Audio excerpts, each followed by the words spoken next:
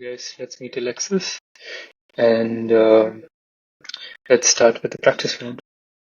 So in the practice mode, you have questions from Google, Amazon, Meta, and what you can do is basically go in Amazon and let's say product of array itself, accept self. I can just start a practice test, pops up the sandbox, and here you have the practice test.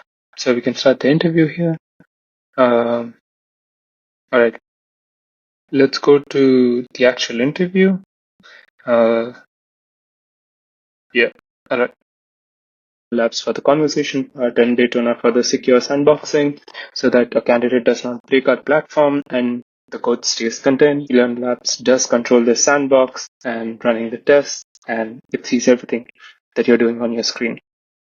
We'll start an interview. Hey there, I'm Alexis, your interviewer for the day. Hi. Alright, so today we'll be working on the two-sum problem. The goal is to find two numbers in a given array that add up to a specific target, and then return their indices. You can assume there will always be exactly one solution, and you can't... All right, so I understand the problem now. It's the two-sum problem, so I have a solution for it. Great to hear you're ready to dive in. I'm excited to see your approach. Feel free to start coding whenever you're ready. Can I just discuss the approach first? Absolutely, let's talk through your approach first. I'm all ears. I'm thinking of a hash map approach. That's a single pass on the array, where I calculate the complement. That would be the target minus the number, the current number, and I just check if the complement exists in the hash map. And if it does, then I'll just pass on the indices. That's a solid approach. Using a hash map for a single pass is generally very efficient for this problem. It sounds like you have a good plan. Go ahead and start coding it up when you're ready. I see you've started setting up your two-sum function and initialized a dictionary called numpass. You're also starting a loop. Looks like you're on the right track. I'm kind of stuck on the hash map, and I don't know what I should put as the key and what I should put as the value. That's a common point of consideration when using hash maps for this problem. Think about what information you need to store and retrieve efficiently. You're looking for a complement, and when you find it, you need its original index. I see.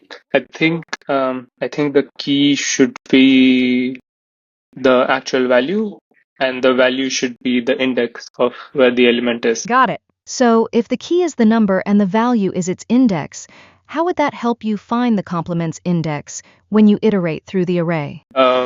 Because I'll be comparing the complement in the hash map, I can just look it up by value. That makes perfect sense. You'd be able to quickly check if the complement exists, and if it does, retrieve its index. Yes. So I already put up my code. Can you take a look at it? Okay, I've taken a look at your code. You've got a nummap dictionary, calculated the complement, and you're checking if the complement is in the map. If it is, you return the indices. If not, you add the current number and its index to the map. This looks like a complete solution for the single map approach we discussed. Are you ready to run some tests? Yeah, sure. Excellent, all 3 tests passed. It looks like your solution is working correctly for the provided test cases. Do you want to discuss the time and space complexity of your solution, or perhaps consider any edge cases? I can start with the time and space complexities. Great, let's start with the time complexity. What would you say the big O notation is for your solution, and why? I think it's O of n, since it's linear and I'm doing a single pass on the array. You're absolutely right. It's ON because you're iterating through the array once. Each lookup and insertion in the hash map takes, on average, constant time, or O1. So the overall time complexity is indeed dominated by that single pass, making it ON. Now, how about the space complexity? That would be also O of n because of the hash map. That's correct again. The space complexity is ON because in the worst case scenario, you might end up storing all in elements from the nums array in your num map. You've done a great job with this problem. Do you have any questions for me about the team or the role? No, that's about it. Thank you. You're very welcome. It was a pleasure coding with you today. You demonstrated a strong understanding of data structures and algorithms, and your solution was efficient and correct. Thanks again, and I wish you the best of luck. Yep. All right. So what happened was we had an interview with Alexis, and it will be able to guide you through the problem, and even when you're stuck, and it can read through and control this whole environment. So it can run test cases for you. It can give you hints. And once we generate the final report, this will be available to the company employing us. So, all right. So we can see how it kind of analyzes a candidate. So it states that my strengths are that I articulated my approach and reasoning adequately, but I relied on prompting. So basically, when Alexis spoke to me, only then I spoke back, kind of. I should have been more proactive. So it also detected, since I copied the code from lead code, it detected the tap switch, the paste events, because I copied the whole code. But I did communicate my answer before. And if you see the problem solving, so I did manage to identify HashMap as the approach that's the most efficient.